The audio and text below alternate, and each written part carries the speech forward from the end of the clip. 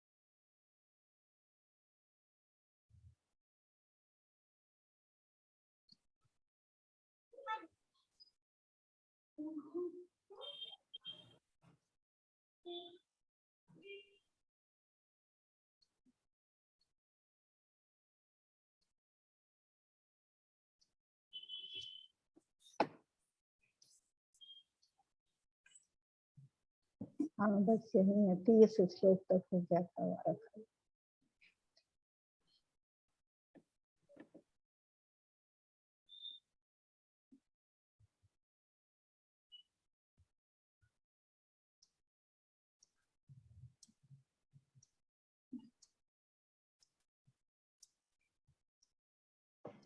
कल 30 हो गया था क्या शायद? हाँ 30 तक हो गया था, 31 से करना है आज।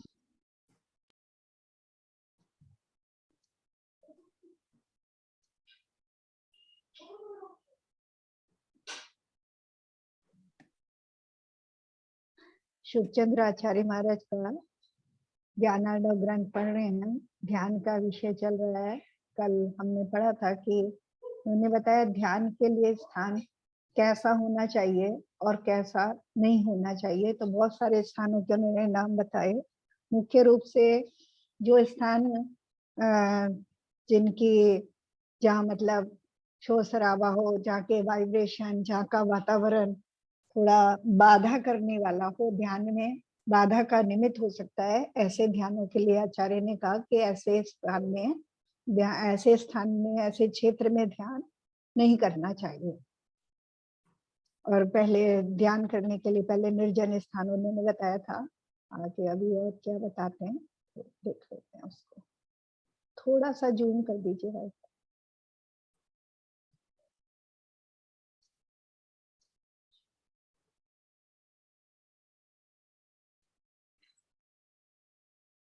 प्लस पे क्लिक करिए सर।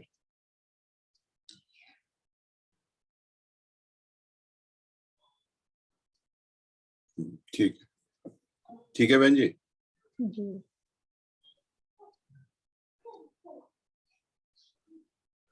31 नंबर श्लोक पढ़ेंगे। अब कुछ विशेष कहते हैं। किम च लोभाय मोहाय यद विकाराय जायते स्थानम तदपि मुक्तव्यम ध्यान विध्वंस हितै। जो मुनि ध्यान विध्वंस के भय से भयभीत हैं, उनको क्षोभकारक, मोहक तथा विकार करने वाला स्थान भी छोड़ देना चाहिए।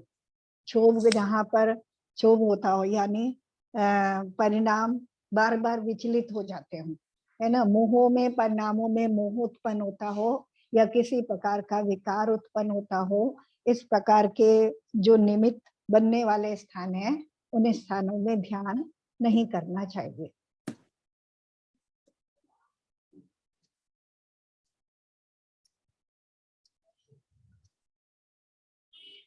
भाई साहब थोड़ा सा और जूम करना पड़ेगा। मोबाइल में बहुत छोटा छोटा दिखता है।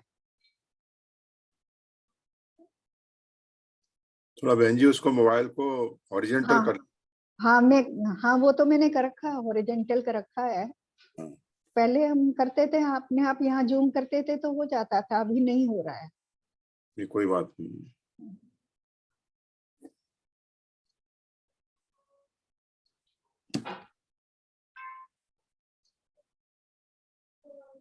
अभी ठीक है बहन जी, 241 हो गया।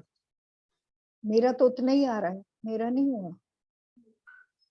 यहाँ तो बहुत हो गया, 241 हो गया। एक मिनट, एक जस्ट मिनट में।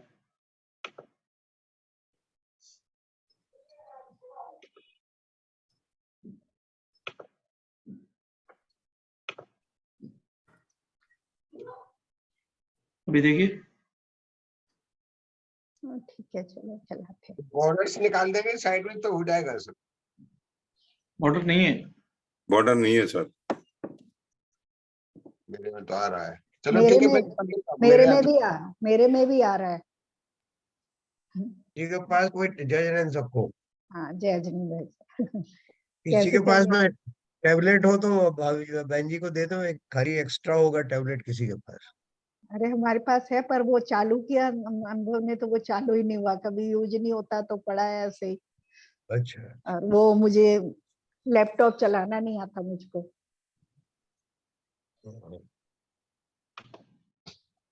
चलो ठीक है, बस ठीक है भाई सब रहने दो।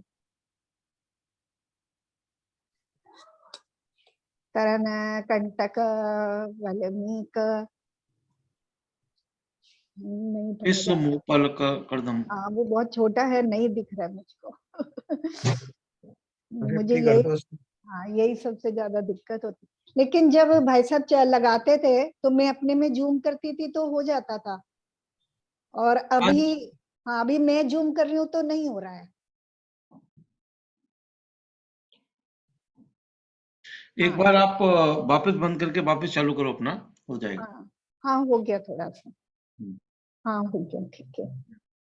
तृण कंटक वल्मीक विष्णु पलक दर भई भस्मोच्चिष्टा स्थिर व्याकाद्यैर दूषिता संत्यजेद भुवम। तथा जो जगह तृण कंटक वल्मीक यानी बांबी, विषम पाषाण खरदम भस्म उच्चिष्ट ताड़ रुधिर आदि निंदे वस्तुओं से दूषित हो, उसको ध्यान करने वाला छोड़ो, है ना। तो ऐसी चीजें बता दी कि जो सरलता पूर्वक जहाँ बैठा ना जा सके, जैसे तिनके बहुत हो, कांटे बहुत हो, सांप की बांबी इत्यादि हो, तो उसमें से सांप निकल आएंगे तो वो बाधा करेंगे। तो इस तरह के जो भी बाधा करने वाली चीजें हैं वहां पे ध्यान नहीं करने का आचार्य ने स्थान बताया कि उन स्थानों में ध्यान नहीं करना चाहिए। ये बल्मीक क्या होता है बहन जी? वो सांप बांबी होता है ना सांप की। अच्छा अच्छा अच्छा। सांप की बांबी होती है, और वो जो एक वो भी होती है, उसे भी शायद बल्मीक कहते हैं। वो जो वो बनाए रखते हैं ना, घरों में निकल आती है कभी कभी, बड़े बड़े टीले जैसे बना लेते हैं वो। अच्छा अच्छा अच्छा अच्छा, समझ गया। दीमक है। हाँ दीमक दीमक। दीमक दीमक। दीमक की, हाँ वो होती है, वो उसको भी शायद बांबी बोलते हैं। वाल्मीकि बोलते हैं। काक कौशिक मार्जार खरगो मायु मंडलई अवगुष्टम ही विग्रहे ध्यातु कामस्य योगिना। तथा जो स्थान काक उलूक बिलाव गर्धव शगाल सानादिक से अवधुष्ट हो, अर्थात जहाँ ये शब्द करते हो वह स्थान योगी मुनियों के ध्यान को विघ्न कारक है। यानी जहाँ इनकी बहुत अधिक संख्या हो और ये बहुत अधिक शोर मचाते हो, ऐसे ये जो जीव हैं, कौवा उल्लू बिलाव गधे और गीदड़, शंगाल मतलब गीदड़, और कुत्ते इत्यादि जहाँ बहुत शोर करते हो, तो ऐसे स्थानों में भी ध्यान नहीं करना चाहिए।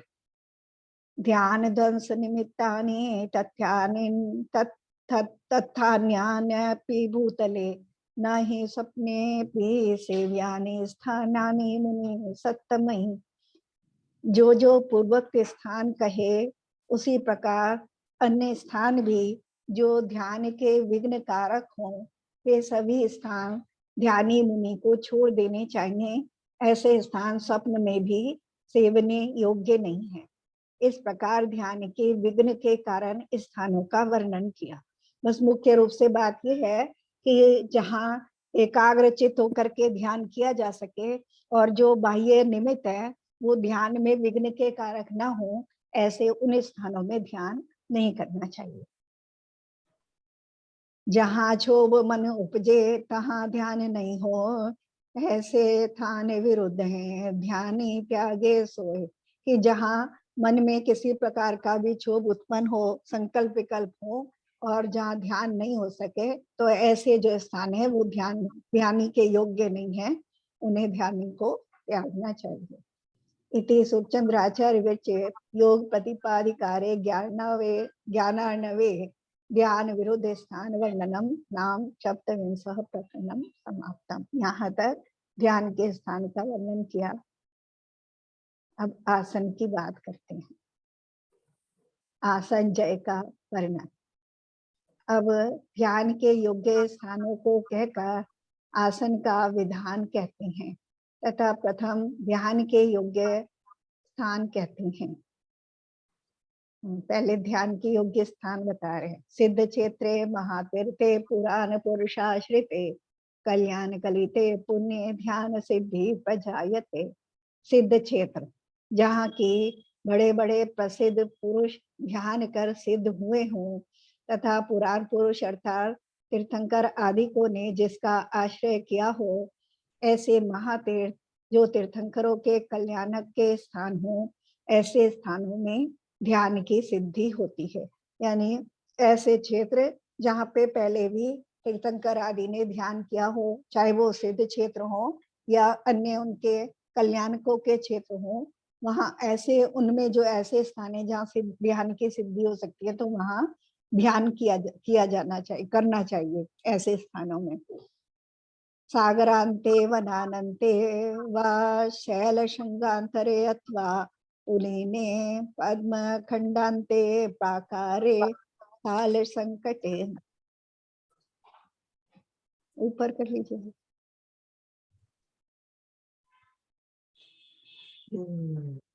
सरिताम संगमे द्वीपे प्रशस्ते तरुकोटरे जीर्णोद्याने शमशाने वा गुहागमे विजंतुके सिद्धकूटे जिनागारे कृतमे अकृतमे अपि वा महरिद्धिक महाधारी योगी संसिदा वांछिते मनः प्रीति प्रदेशस्ते शंका कोलः लघ्युते सर्वतो सुखदे रम्ये सर्वोपद्रव वर्जिते शून्य वेश मन यथ गामे भूंग में कदली भूगर्भे कदली ग्रहे पुरोपवन वेद्यन्ते मंडपे च पादपे वर्षा तप तुषारादि पवनासार वर्जिते स्थाने जागर्य विभांतम यमी जन्मार्ति शांति। संयमी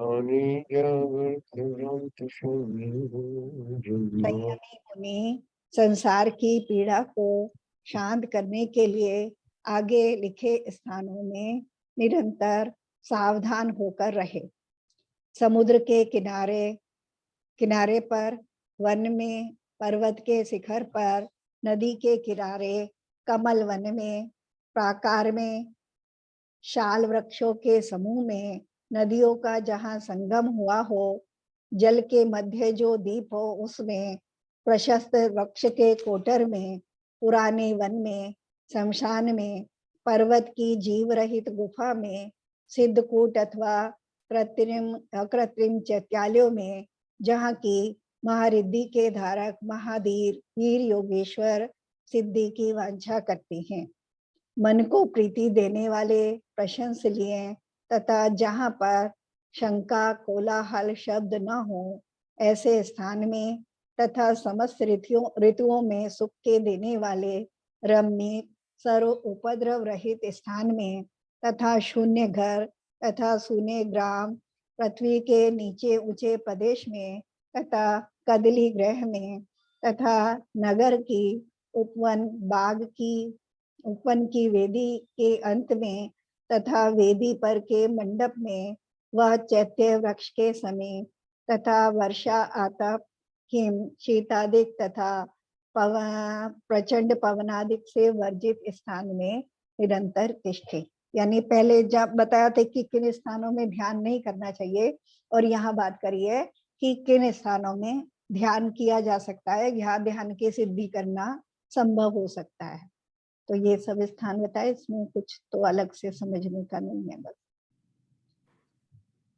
यत्र रागादयो दोषा अजश्रयान्ति लाघवम् तत्रैव वस्ति साध्वी ध्यान काले विशेषतः। जिस स्थान में रागादिक दोष निरंतर लघुता को प्राप्त हो, उस स्थान में मुनि को बसना चाहिए, तथा ध्यान के काल में तो अवश्य ही योग्य स्थान को ग्रहण करना चाहिए। मतलब कह रहे, एक तो रहने की बात कर रहे हैं कि मुनियों को कैसे स्थान में रहना चाहिए कि जहाँ पे राग आदि जो भाव हैं वो निरंतर घटते जाते हों, ऐसे स्थानों में रहना चाहिए। और ध्यान के समय तो मुख्य रूप से ऐसे ही स्थानों का चयन करना चाहिए जहाँ किसी प्रकार की भी अशांति का वातावरण न बन सके। अब आसन का विधान कहते हैं, अब आसन की बात करते हैं। दारों पर सॉरी, ये जो मुनियों की बात की है, कैसे जहाँ पर दोष निरंतर कम से कम होते जाए ऐसे मुनि को बसना चाहिए। श्रावकों को कुछ ऐसा ध्यान में ऐसा कंडीशन वही लागू होगी या उनका दूसरा रूप कई श्रावकों के लिए अलग से हो सकता है कुछ? देखो चीजें जो सिद्धांत से लागू होती है वो तो लागू होती ही हैं, लेकिन कुछ चीजें ऐसी हैं जैसे अभी कहा कि वन में, पर्वत में और ऐसे वृक्ष के कोटर में, ऐसे स्थानों में श्रावक ध्यान नहीं कर सकते, गृहस्थी तो नहीं कर सकता। हाँ, गृहस्थ ऐसे स्थानों में ध्यान नहीं कर सकते।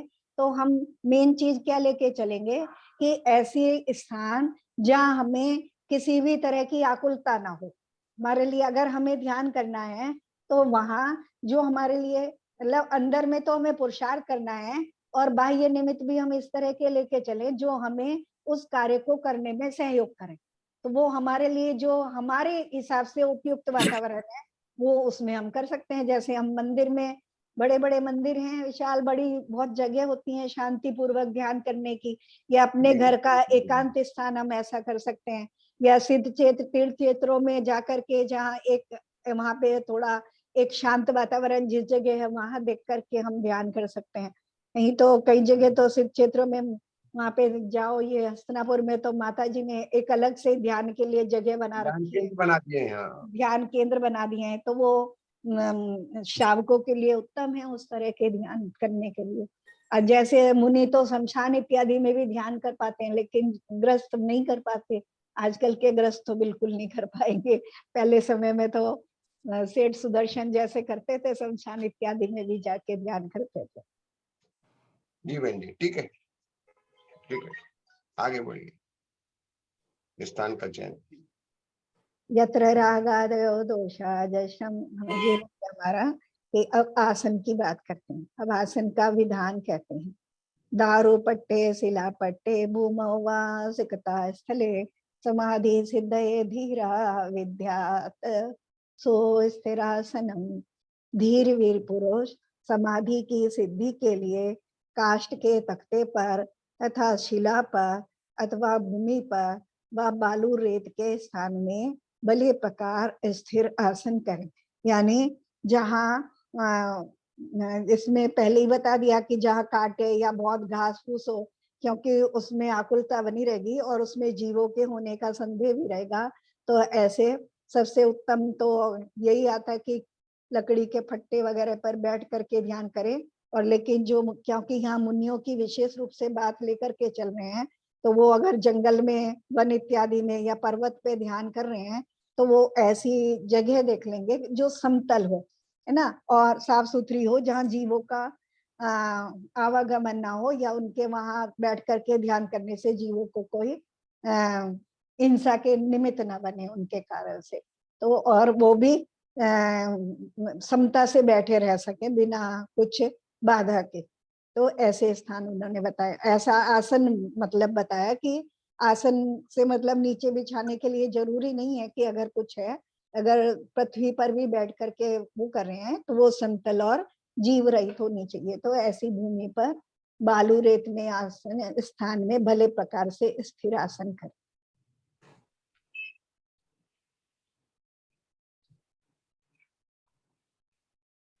पर्यंकम अर्ध पर्यंकम वज्र वीरासनम तथा मुखारविंद पूर्वे च कायो सर्गश्च सम्मतः।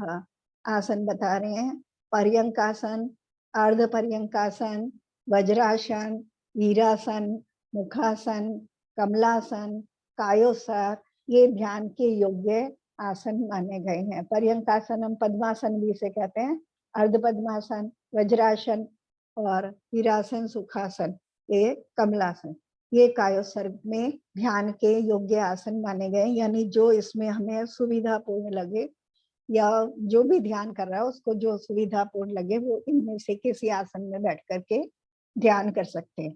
मतलब ये है कि जिस आसन में वो लंबे समय तक स्थिरता से बैठ पाए। येन सुखासीना विद्यो निश्चलम मनः तत्तदेव विधेयम शान मुनिभिर बंधुरासनम। जिस जिस आसन से सुखरूप उपविष्ट मुनि अपने मन को निश्चल कर सकें वही सुंदर आसन मुनियों को स्वीकार करना चाहिए। यानी मतलब जो ऊपर आसन बता दिए कि उसमें जिस भी आसन में बैठ करके वो अपने शरीर को भी स्थिर कर सकें और मन को भी स्थिर कर सकें, वो उसी आसन को स्वीकार करके अपना ध्यान करें। कायो सर्गश्च पर्यंकः प्रशस्तं कैश्चिदीरितं देहिना वीर्ये कैवल्यात् कालदोषेण संपत्ति। तथा इस समय काल दोष से जीवों के वीर्य की विफलता है अर्थात सामर्थ्य की हीनता है। इस कारण कई आचार्यों ने पर्यंकासन यानी पद्मासन और कायोसर्ग ये दो आसन ही प्रशस्त कहे हैं, क्योंकि इस समय इस तरह जो सहनन है वो उत्तम वाले सहनन नहीं है। फिर भी ध्यान तो जीव करते ही है, मुनि इत्यादि तो सब ध्यान करते ही, उनका तो काम ही ज्ञान और ध्यान है। तो उसके लिए उन्होंने कहा है कि पद्मासन व कायोसर्ग ये दो आसन ही प्रशस्त हैं। वज्रकाया महासत्वा निकंपा सुस्थिरासनः सर्वावस्था सलम ध्यात्वा गतः प्राज्ञ योगिनः शिवम। तथा जो वज्रकाय कहिए, वज्र वशव सन्नन वाले बड़े प्राकर्मी निकम स्थिर आसन थे, वे ही योगी सर्वावस्थाओं में ध्यान करके पूर्व काल में मोक्ष को प्राप्त हुए हैं। वह उसी की बात कर दी कि जिनके वज्र वशव सन्नन होता है तो उनकी शरीर की सामर्थ्य इतनी होती है, जैसे बाहुबली लगातार 1 वर्ष तक खड़े रहे तो ये सहन की भी उसमें योग्यता होती है। तो पहले जो है जो ऐसे वज्रवशव संगन वाले हुए वो तो सभी प्रकार के आसनों में ध्यान करने की योग्यता रखते हैं। बहन जी ये कायोसर्ग को क्या खड़े होने वाली स्थिति है? हाँ, कायोसर्ग खड़े होकर के बिल्कुल पूरा स्थिरता से, उसमें पैरों के बीच में लगभग 1 फीट का गैप रहता है और हाथ बिल्कुल सीधे रहते हैं एकदम। अच्छा, कायोसर्ग कहलाता है। उपसर्गैरपि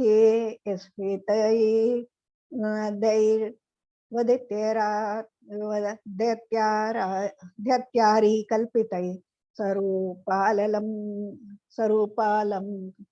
स्वरूपालंबितम येषां न चेतशाल्यते क्वचित्। जो पूर्व काल में महापराक्रमी थे उनका स्वरूप में अवलंबित चित देव दैत्य वैरी द्वारा बड़े हुए उपसर्गों से कदापि चलायमान नहीं होता था। यानी इस तरह के जो ऐसे सन्नन वाले जीव होते थे और उनका जो मन है वो भी इतनी जल्दी चलायमान नहीं होता था, क्योंकि जैसा शरीर की स्थिति होती थी ऐसे भाव भी उत्कृष्ट परिणाम वाले और सहन शक्ति वाले होते थे। तो वो किसी प्रकार के भी जो देव दैत्य मनुष्य इत्यादि के अगर कोई उपसर्ग किए जाए तो वो उससे चलायमान, अपने ध्यान से चलायमान नहीं होते थे। श्रूयन्ते संवृत शांताः स्वतत्व कृत निश्चया विषयोपसर्गाग्नि ध्यान सिद्धिं समाश्रित, जिन्होंने अपने मन को संवर रूप किया है तथा जिन्होंने स्वतत्व में निश्चय किया है, वे ही पूर्व पुरुष तीव्र उपसर्ग रूप अग्नि को सहकर ध्यान की सिद्धि को आश्रित हुए सुने जाते हैं। यानी पहले जो उदाहरण दे रहे हैं कि पहले जो होते थे कि उपसर्ग आने पर भी चलायमान नहीं होते थे, तो अपने मन को संवर रूप किया है, यानी जिन्होंने अपने मन को स्थिर कर लिया है, उनका मन के माध्यम से होने वाला आश्रव रुक गया है, जिनका मन स्थिर हो गया है और अपने स्वतत्व में ही लगा हुआ है, अपने निज आत्म तत्व के ध्यान में ही एकाग्र है। तो ऐसे जो पहले पूर्व समय में जो महापुरुष हो गए हैं, उन्हें उपसर्ग इत्यादि से कोई चंचलता नहीं होती, कोई परेशानी नहीं होती, वो उसको आराम से सहन कर लेते हैं। तो इसका उन्होंने उदाहरण दिया है ताकि जो अभी ध्यान करने वाले हैं वो भी वो अपने पूर्व पुरुषों का, महान पुरुषों का ध्यान करके अपने आप को उसी तरह से स्थिर या एकाग्र कर सकें। केचित् ज्वालावलिहा हरि शर भग्ज व्याल विध्वस्त देहा, केचित् क्रूरादि दैत्य हृदय मति हता, शक्रशूला सिदंडहि भूकंपोत्पात वात प्रबल विघ्न द्रातरोधास्तवान्ये कृत्वा सर्ये समाधौ सपदि शिवपदं नीपपंचः प्रपन्नः। फिर भी सुना जाता है कि पूर्व काल में अनेक महामुनि तो अग्नि की ज्वाला की पंक्ति में जल गए।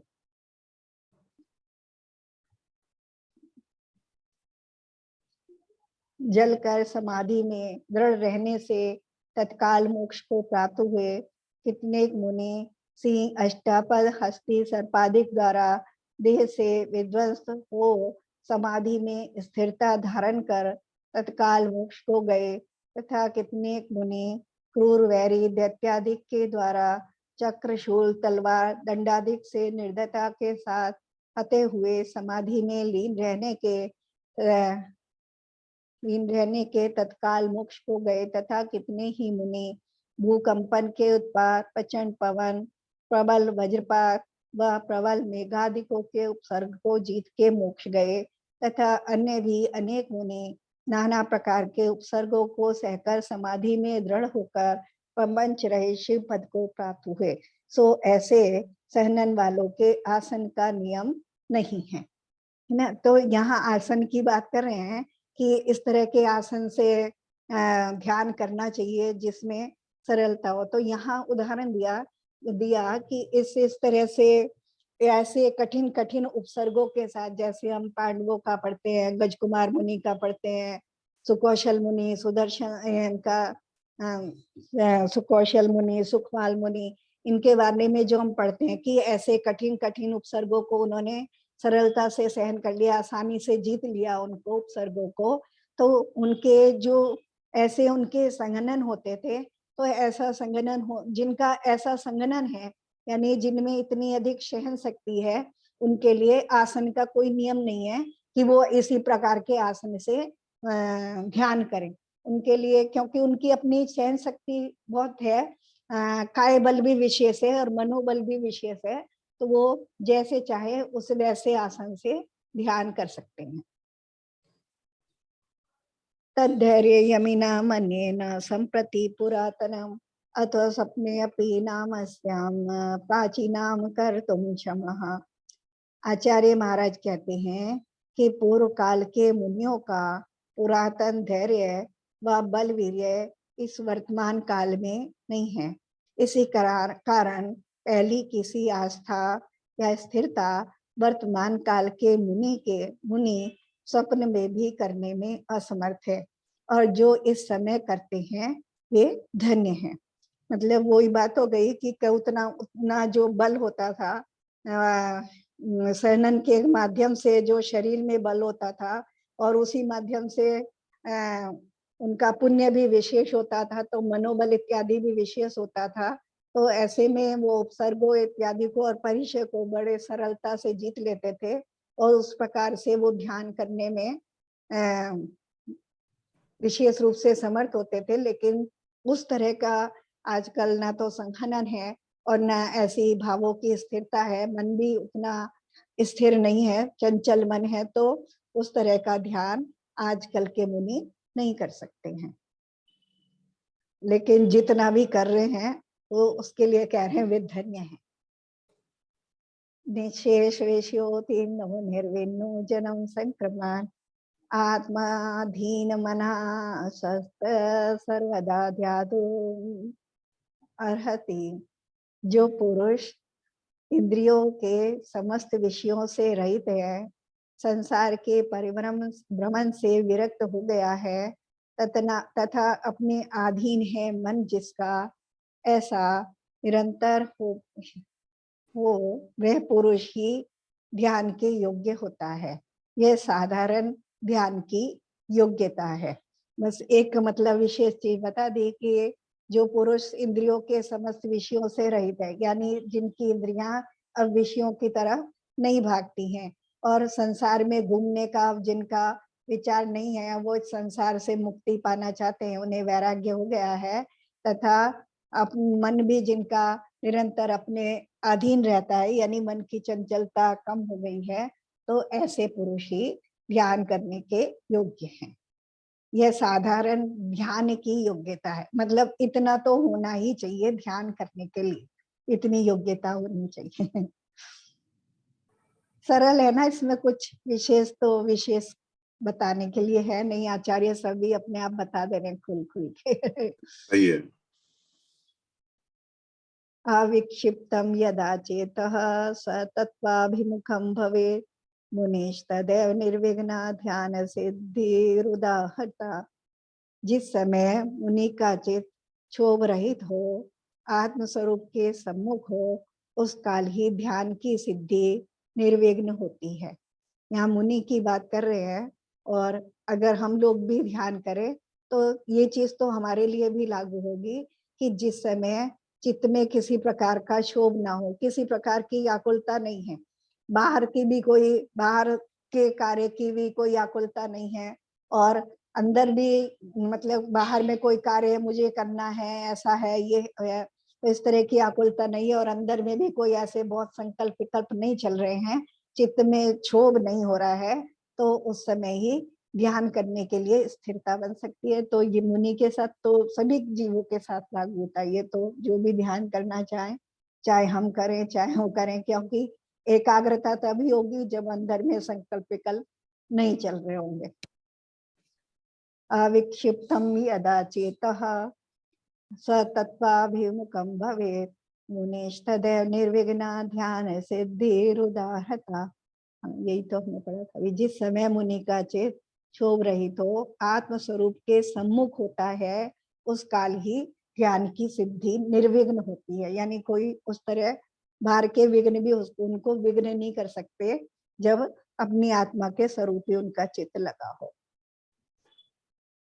स्थानासन विधानानि ध्यान सिद्धये निबंधनम नैकं मुक्त्वा मुने साक्षात् विक्षेप रहितं मनः। ध्यान की सिद्धि का कारण स्थान और आसन का विधान है, सो इनमें से एक भी न हो तो मुनि का चित्त विक्षेप रहित नहीं होता।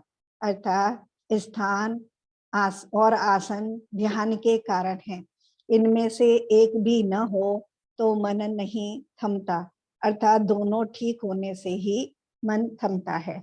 तो अब मतलब आज के समय की बात कर दी है आचार्य ने कि इस समय जो है स्थान और आसन विशेष रूप से ध्यान करने के लिए सहयोगी होते हैं। पूर्व काल में क्योंकि मन बल और काय बल विशेष होता था, तो वहाँ ये चीजें इतनी महत्वपूर्ण नहीं थी, लेकिन आज के काल में क्योंकि शारीरिक बल भी इतना नहीं है और मन की भी इतनी अधिक स्थिरता नहीं हो पाती है, तो ऐसी स्थिति में ये दोनों चीजें स्थान और आसन विशेष रूप से सहयोग करते हैं। संविघ्नः संव्रतो धीर स्थिरात्मा निर्मलाशयः सर्वावस्थासु सर्वत्र सर्वदा ध्यातुमर्हति।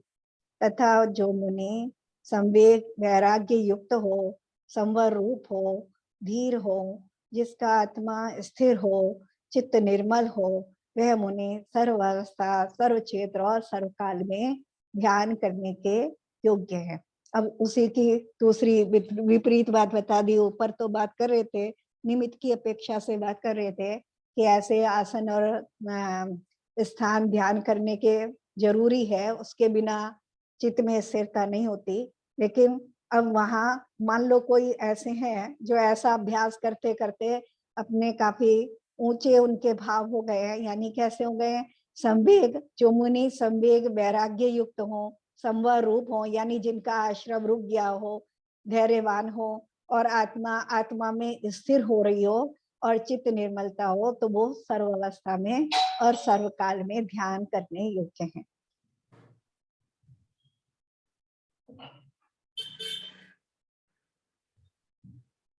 गगने जन संकीर्णे सुस्थिते दुस्थिते अपि वा यदि दत्ते स्थिरं चित्तम न तदास्ति निषेधनम।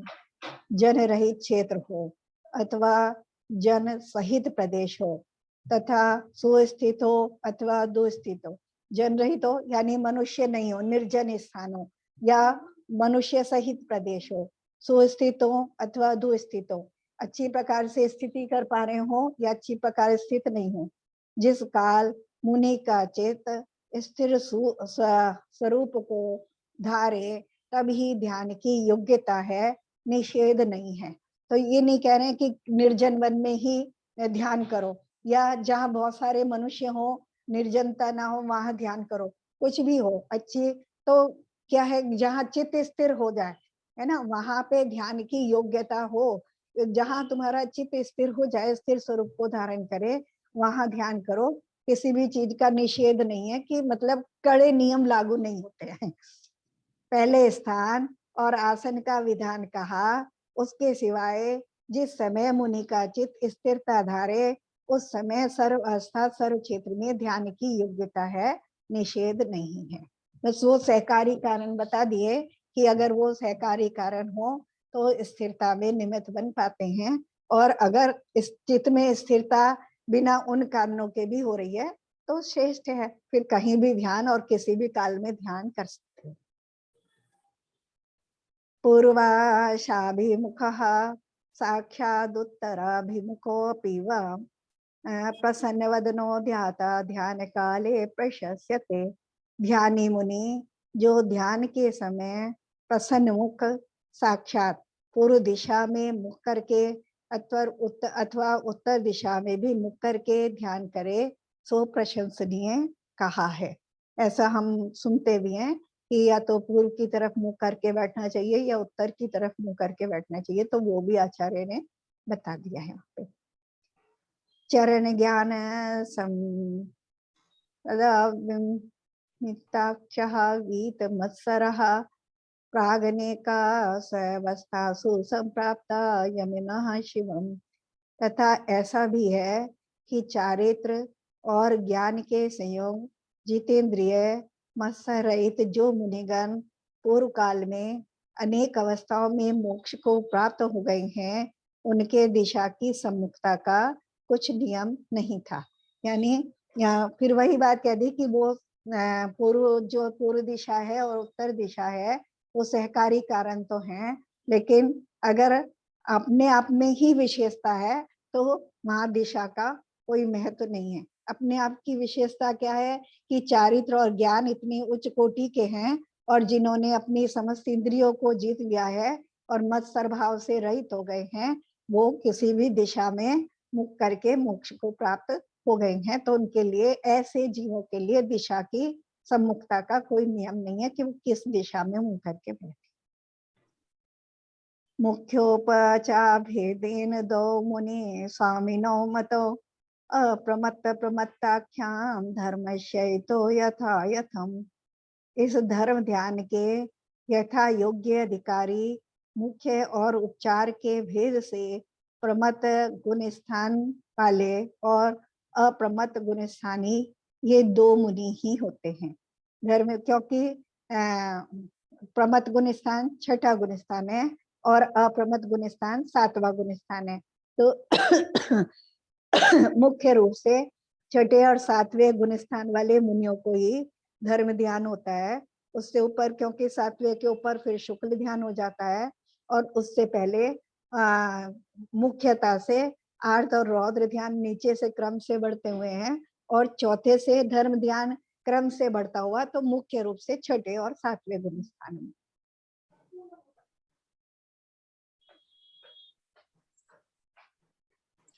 मतलब ठीक लग रहा है ना पढ़ने में? कुछ हाँ, ठीक ऐसा है। तो है? हाँ, कोई नहीं, ऐसा ठीक नहीं है ना समझ में नहीं आ रहा है? तो सरल ठीक है विषय। ठीक है बहन जी, सही चल रहा है। ये विषय सरल ही है, कुछ ज्यादा हाँ कठिन नहीं। हाँ, विषय सरल है, क्योंकि अब तो सब बहुत दिन हो गए ना सबको पढ़ते, तो सब पता है सब चीजें। ये तो व्यावहारिक चीजें हैं, देखने में सुनने में बहुत आती हैं। अब ध्यान प्रमत्त, ध्यान ध्यान करने की योग्यता हुई सभी की। हाँ, तब तैयार है अब ध्यान करने के लिए बस। आचार्य भी धीरे धीरे ले जा भी रहे हैं कि अगर नहीं कर पा रहे तो ये चीजें और कर लो, ऐसी जगह ले लो, ऐसा आसन ले लो, इस तरफ मुंह कर लो, ये भी बता रहे हैं अगर ध्यान करना है तो। अच्छी ट्रेनिंग दे रहे हैं। अप्रमत्तः संस्थानो वज्रकायो वशी स्थिरः पूर्ववित संवृत्तो धीरो ध्याता संपूर्ण लक्षणः।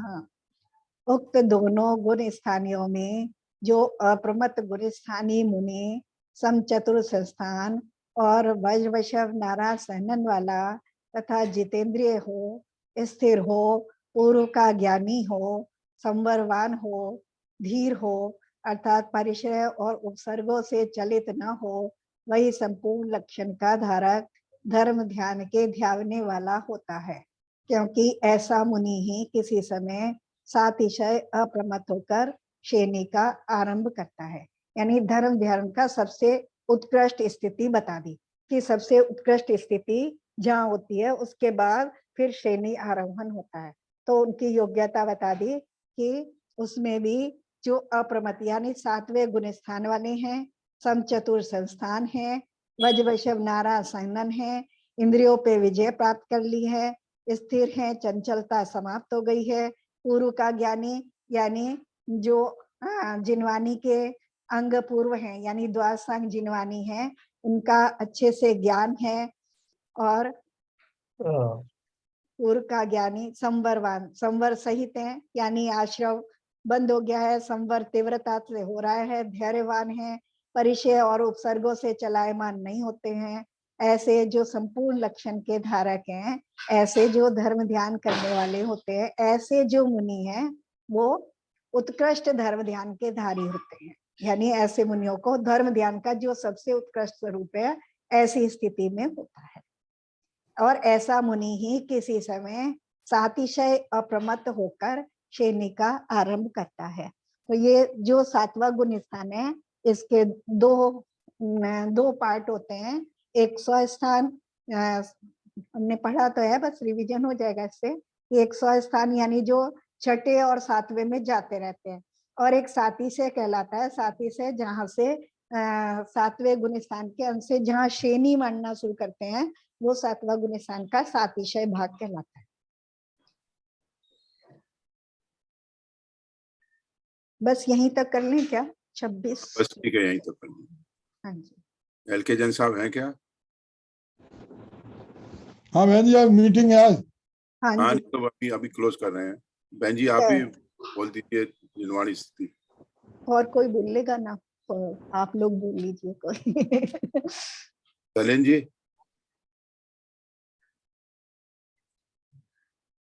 अनम्यूट करिए सलेन जी।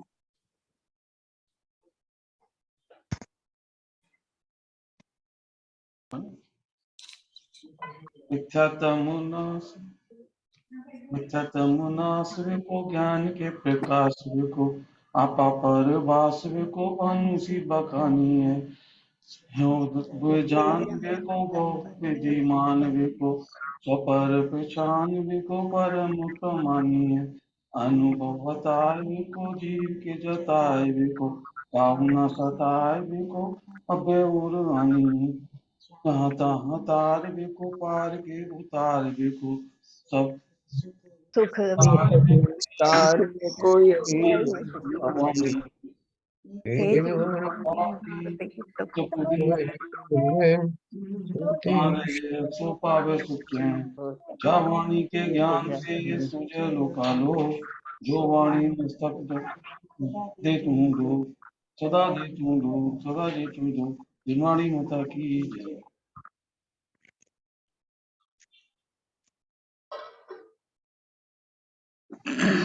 चाले